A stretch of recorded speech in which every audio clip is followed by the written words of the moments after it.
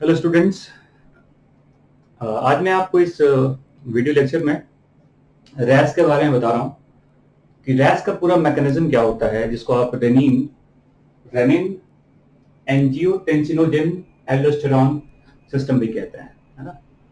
Basically ये जो रैस का पूरा प्रोसेस है, ये हमारे बॉडी में काफी इंपॉर्टेंट एक मैकेनिज्म है जो इंश्योर करता है कि आपके ब्लड में सोडियम का अमाउंट कितना है, आपके बॉडी फ्लूइड में जो, या पूरे बॉडी की बात करें तो एक्स्ट्रा सेलुलर फ्लूइड का वॉल्यूम क्या होता है, हमारा जो आर्टेरियल ब्लड प्रेशर है वो कांस्टेंट है या नहीं है। तो इन सबको रेगुलेट करने के लिए इस रैस का पूरा ये मैकेनिज्म है।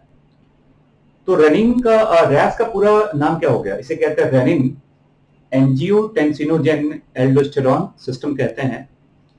और इसका पूरा अगर आप रिलेशन देखें तो ये हमारे इसका प्रोसेस जो अगर पूछा जाए इनिशिएट कहां से हो रहा है, तो इसमें किडनी एक काफी इंपॉर्टेंट रोल प्ले करता है ना।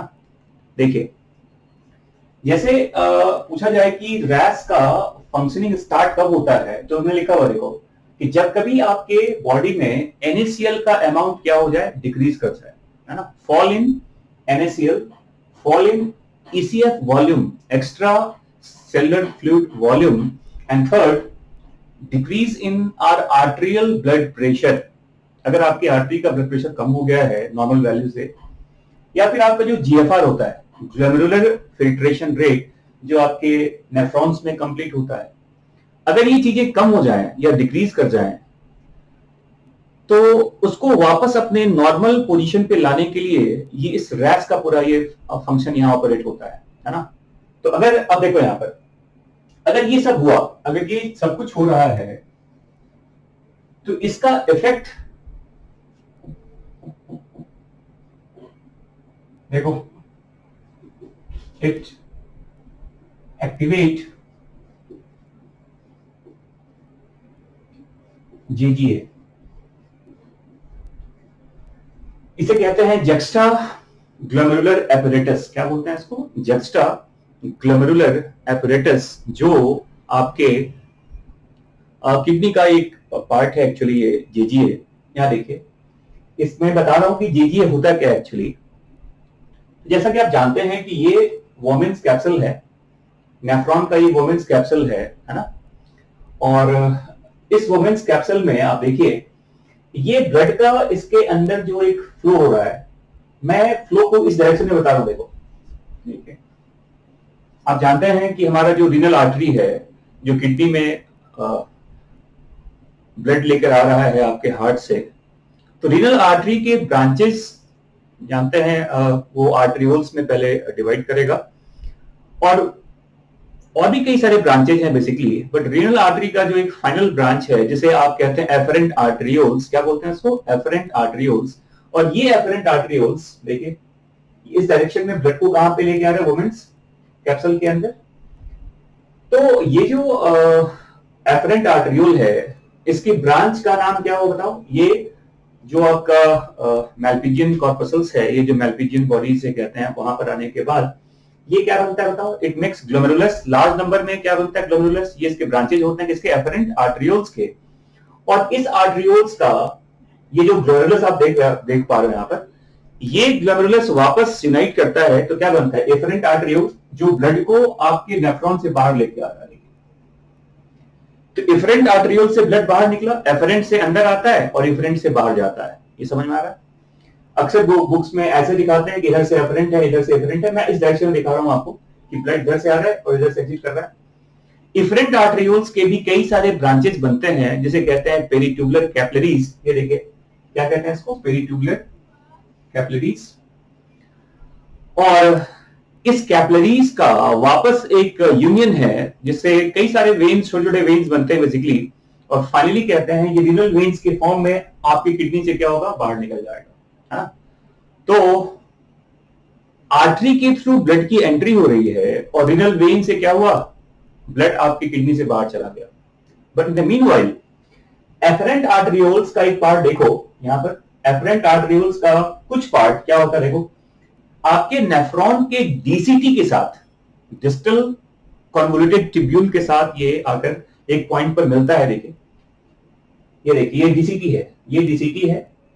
डीसीटी के कुछ पार्ट्स जिसको आप मैकुला डेंसा भी कहते हैं, डीसीटी का जो सेल्स है जो एफरेंट आर्टरियोल के कांटेक्ट में आ रहा है उसे कहा जाता है मैकुला डेंसा। ये देखिए, ये मैकुला डेंसा का पार्ट है, ये डीसीटी है, ये एफरेंट आर्टरियोल है, और एफरेंट आर्टरियोल के सेल्स का नाम क्या दिया हमें? Juxta glomerular cells. ये देखिए, तो एफरेंट आर्टरियोल का जक्स्टा ग्लोमेरुलर सेल्स, डीसीटी का मैकुला डेंसा, और उसके दोनों के बीच में एक सपोर्टिंग सेल है, देखो, उसे मेसेनग्लियल सेल्स कहते हैं। मेसेनग्लियल सेल्स, या इसी को एक और नाम देते हैं, इसी को लैसीड सेल्स भी कहा जाता है। मेसेनग्लियल सेल्स को ही लैसीड सेल्स भी कहते हैं, जो एफरेंट और मतलब जो जक्स्टा ग्लोमेरुलर सेल्स और मैकुला डेंसा के बीच में आता है। समझ में आ रहा है?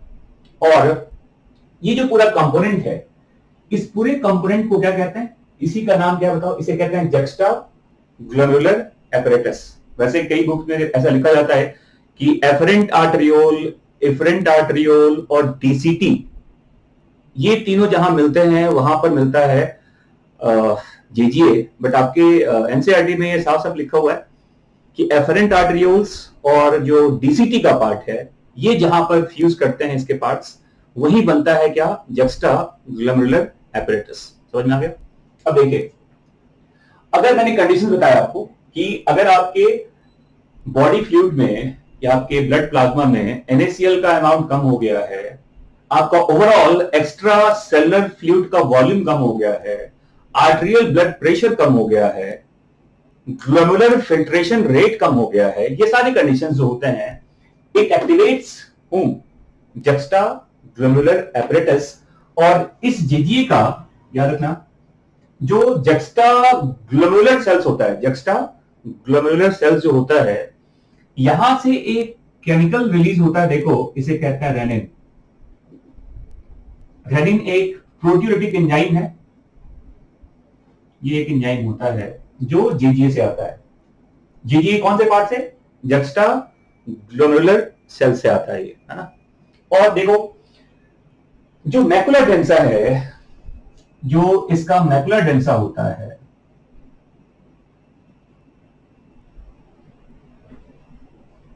इस मैकुला डेंसा से भी कुछ पर्टिकुलर केमिकल सिक्रीट होता है जो एफरेंट आर्टरियोल का जो रेजिस्टेंस है, जिसे आप पेरिफेरल रेजिस्टेंस भी कहते हैं, उसे ये क्या करता है? डिक्रीज कर देगा। तो अगर पेरिफेरल रेजिस्टेंस कम हो गया किसका बताओ? एफरेंट आर्टरियोल का, तो क्या होगा? ब्लड का फ्लो ज्यादा होगा, और ब्लड का फ्लो ज्यादा होगा आपके ग्लोमेरुलस के अंदर, तो ऑब्वियस सी बात है जो जीएफआर आपका डाउन हुआ है वो क्या होगा? इंक्रीज करेगा। तो एक रीजन ये भी होता है कि मैकुला डेंसा की वजह से क्या लिखा हमने, देखो, this term called peripheral resistance decreases in कहा? Peripheral resistance decreases in afferent arteriole से क्या होगा? More blood flow in afferent arteriole. और अगर ऐसा होगा तो क्या होगा बताओ? जो जीएफआर का जो वैल्यू कम था वो क्या होगा? इंक्रीज करेगा।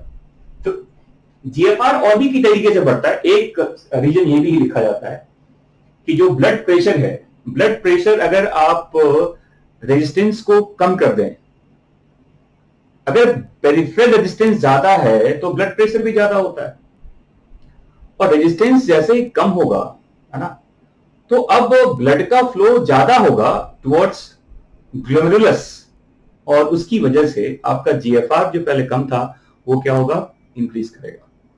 That's clear. इसके बाद देखिए, रेनिन एक एंजाइम है। इस एंजाइम का जो एक्शन है, this renin convert a chemical called angiotensinogen। ये लीवर का एक छोटा सा पेप्टाइड होता है जिसमें लगभग 10 एमाइनो एसिड्स होते हैं, ये लीवर से आता है। जो लीवर होता है, liver secrete this chemical called angiotensinogen, and that renin, this renin convert that angiotensinogen into angiotensin 1।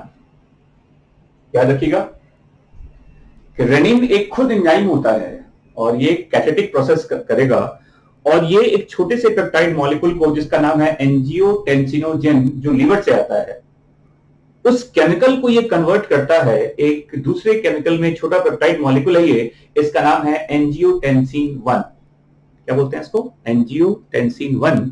और याद रखिएगा, वैसे ही इस एंजियोटेंसिन 1 का बहुत ज्यादा रोल नहीं है जब तक ये एंजियोटेंसिन 2 में कन्वर्ट ना हो जाए। समझ में आ रहा है? तो ये जो केमिकल है, because of presence of angiotensin converting enzyme कहते हैं इसको, जो हमारे लंग्स के कैपिलरीज जो होते हैं, उसके जो सेल्स होते हैं लंग्स में, पल्मोनरी कैपिलरीज, उसके सेल्स में कुछ ऐसे एंजाइम्स हैं जो इस एंजियोटेंसिन 1 को कन्वर्ट करता है एंजियोटेंसिन 2 में। क्या बन गया बताओ? एंजियोटेंसिन 2। और ये एंजियोटेंसिन 2 काफी कम समय के लिए आपके ब्लड में आता है, but it play a very important role to control different kinds of mechanism related to RAS. What is that? This angiotensin 2 is a very powerful vasoconstrictor. मैं क्या बोल रहा हूं टर्म? vasoconstrictor, मतलब जो ब्लड वेसल्स को नैरो करते हैं एक्चुअली। तो एंजियोटेंसिन 2 का रोल देखो कितना मल्टीपल रोल है इसका। पहली बात तो ये, angiotensin 2 is a very powerful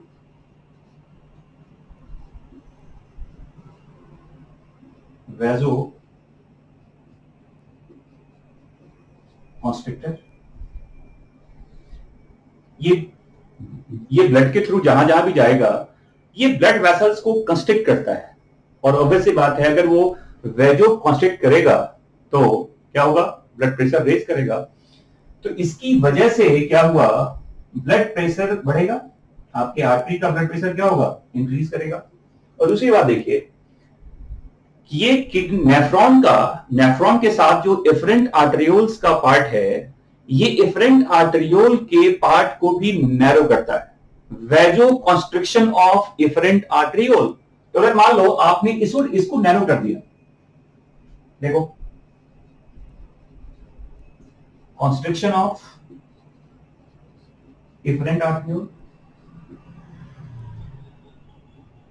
तो अगर इसमें कॉन्स्ट्रिक्शन आएगा, ये कंस्ट्रिक्ट करेगा, तो ऑब्वियस सी बात है कि आपका जो जीएचपी होता है, जिसको आप जानते हैं ग्लोमेरुलर हाइड्रोस्टैटिक प्रेशर, वो इंक्रीज करेगा यहां पर, क्योंकि इसे आपने नैरो किया है तो ब्लड को यहां रुकना पड़ेगा यहां पर, तो जीएचपी बढ़ता है।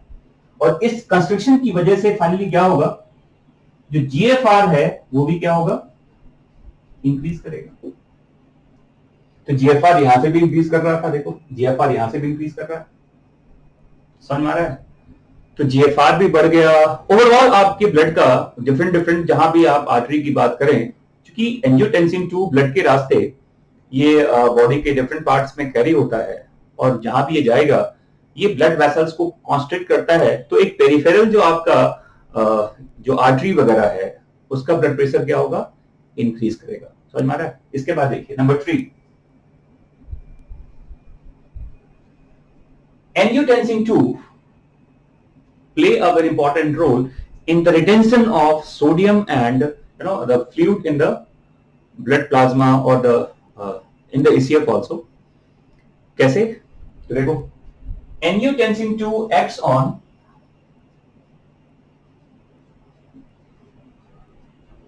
adrenal cortex।